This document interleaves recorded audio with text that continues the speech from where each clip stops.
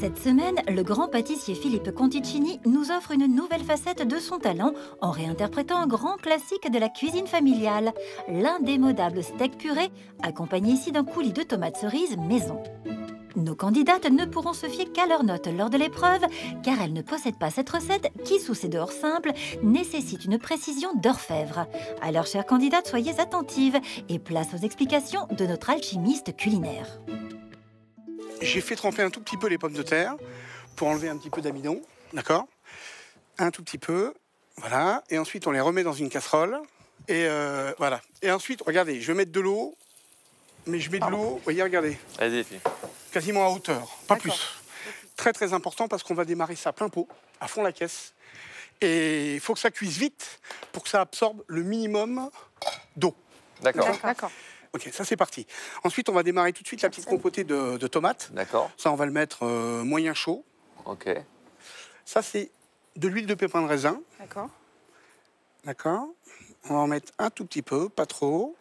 Alors, on va mettre les tomates, vous voyez, tout doucement. On va baisser le feu à 6, 7, par exemple. Voilà. Et alors, on va pas mettre le sel tout de suite, hein. D'accord. De toute façon, l'eau, elle va se barrer. Mais je veux pas qu'elle se barre trop vite. Et trop, surtout. Voilà. Tu penses avec moi, puis tac, je vais chercher.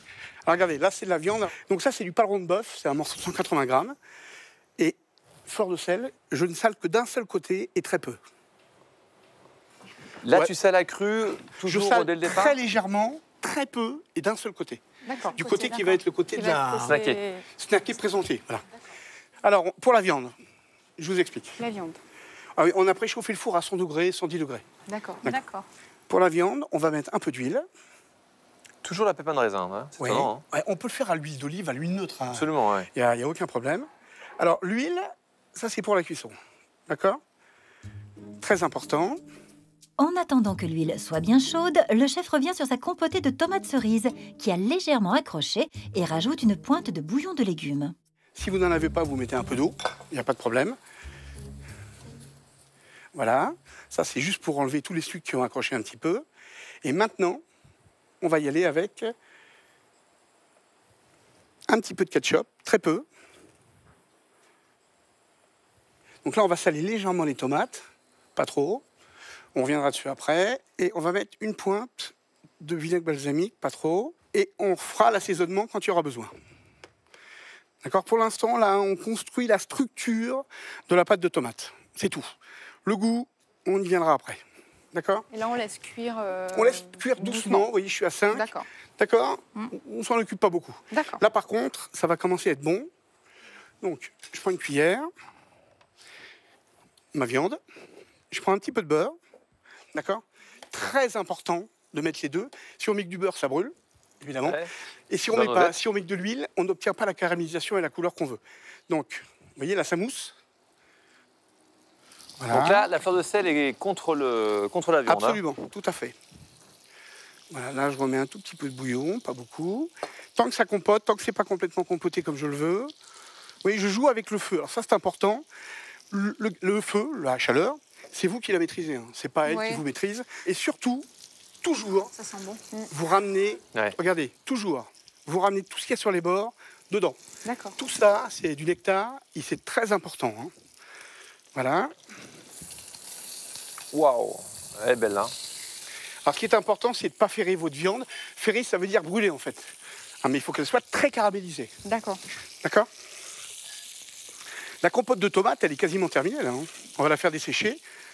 On va juste rectifier un peu l'assaisonnement, parce que ça manque un tout petit peu. La fleur de sel, elle est là. La fleur de sel, c'est pas pour que ce soit salé. Hein. C'est juste quelque chose qui rehausse les saveurs.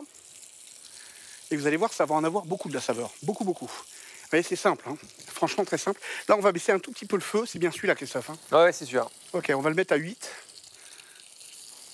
Alors, comment D'accord. tu sais que ta viande est cuite correctement? Je le sens avec le doigt. Et puis, on vérifiera avec le couteau. D'accord. D'accord? Je vérifierai avec vous avec le couteau. Vous voyez, comme le beurre, regardez le beurre qui commence à devenir un tout petit peu noisette. Ouais. Ça, c'est bon. Colore. C'est top. Ok. Donc, la compote de tomates, on va la terminer.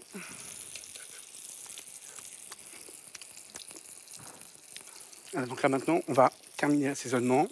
Et l'assaisonnement, c'est quelques gouttes de balsamique. très peu.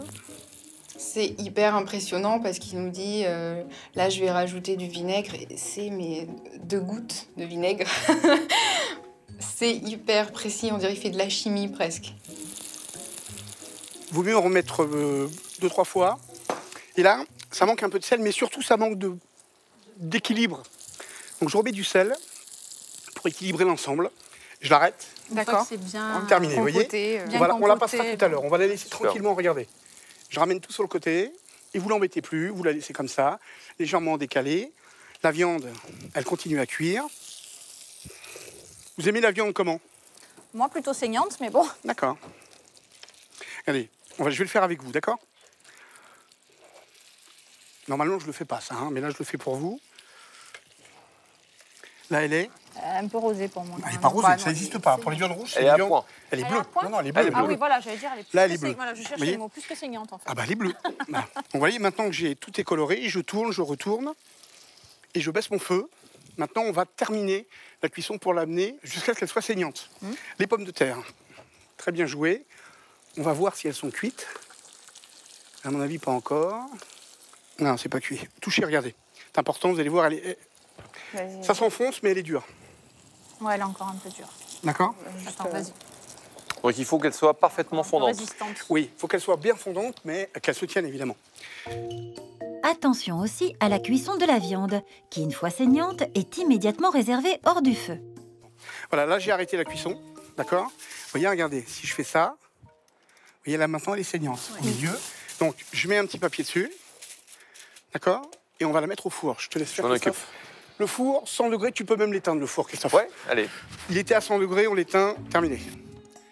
Pendant que le paleron reste bien au chaud dans le four éteint, Philippe Conticini lance sa sauce en dégraissant d'abord son jus de viande, puis en déglaçant les sucs restants au vinaigre balsamique. Voilà, on déglace. Ça, c'est pour enlever les sucres, ça, vous savez. Hein. Voilà. OK. On met la viande. Donc ça, c'est le paleron, pareil. Voilà, ça, c'est en les plus, chutes. Hein, c'est les chutes de paleron. On va bien les faire revenir. Alors, on va rajouter une petite pointe d'huile de raisin, mais très peu. Hein. Voilà. D'accord? Pour pas que le vinaigre brûle. On va monter le feu, il est à 10. Là, on met fort, de façon à bien faire caraméliser la viande. Tous ces sucres, ils vont se mettre dans le jus qu'on est en train de faire. L'odeur est dingue. Hein. Ah, ouais. Nouveau déglaçage, cette fois avec un bouillon de légumes. Et c'est parti, à fond la caisse. Regardez. Là maintenant, tout ce qu'il y a sur les bords, vous ne le laissez pas sécher. Vous le ramenez dans le jus. D'accord? Très, très important. Hein. Je vais mettre un tout petit peu de fleur de sel. Léger. Et un tout petit peu de vinaigre balsamique, léger.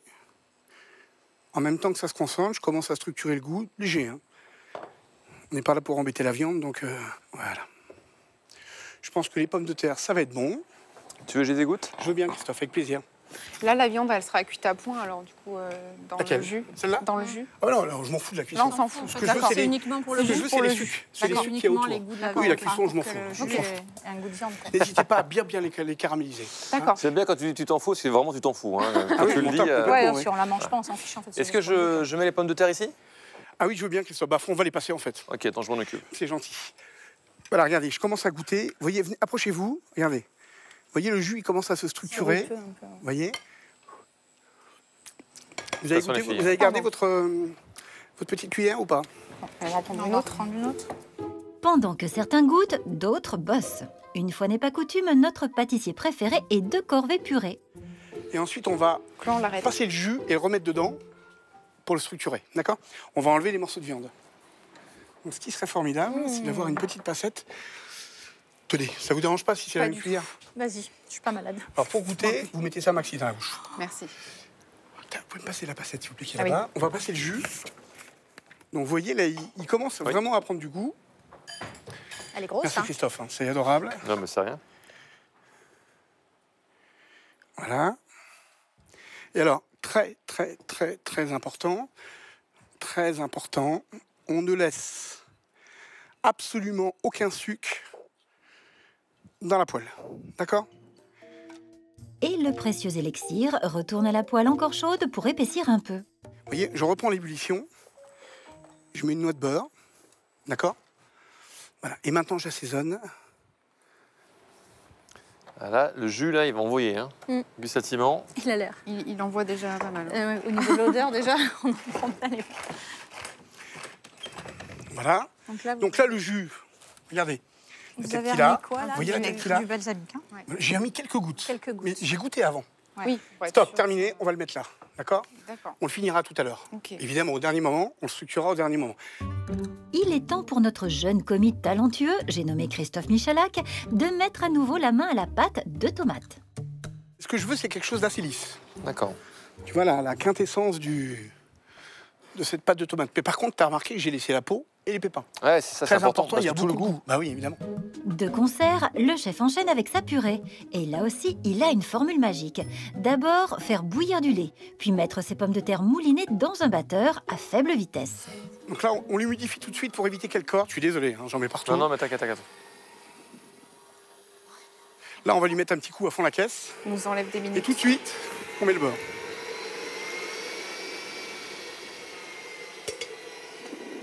Très important, ce que je veux, c'est qu'elle corde pas. Corder, c'est devenir Corder, élastique. c'est-à-dire En que fait, l'amidon de la pomme de terre va la rendre élastique. Et vous allez voir pourquoi c'est important de mettre le fouet, C'est pour l'aérer. ouais, un maximum. Donc tu jongles entre un coup de le lait lait chaud, un coup de beurre. Ah, absolument. Et pendant que Philippe Conticini continue à jongler avec sa purée, après l'avoir assaisonnée d'un peu de fleur de sel, Christophe Michalak s'occupe de la viande. Alors la viande, très important. Ça, il faut absolument le mettre dans la sauce. Très important. Enfin, dans la sauce, dans le jus, plus exactement. D'accord? Rien ne se perd, tout se transforme dans cette recette où même les sucs de cuisson au four sont reversés dans le jus, assaisonné d'un dernier trait de balsamique. Et là maintenant, regardez. Ce que je veux, c'est qu'il soit très épais.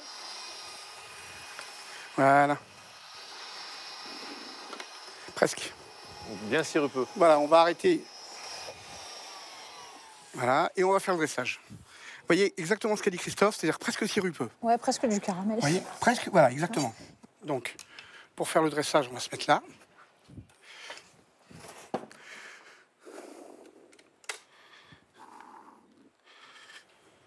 On lui remet un petit coup de fleur de sel léger. Tu veux une cuillère? Oui, je veux bien. Alors, on va faire une petite chose.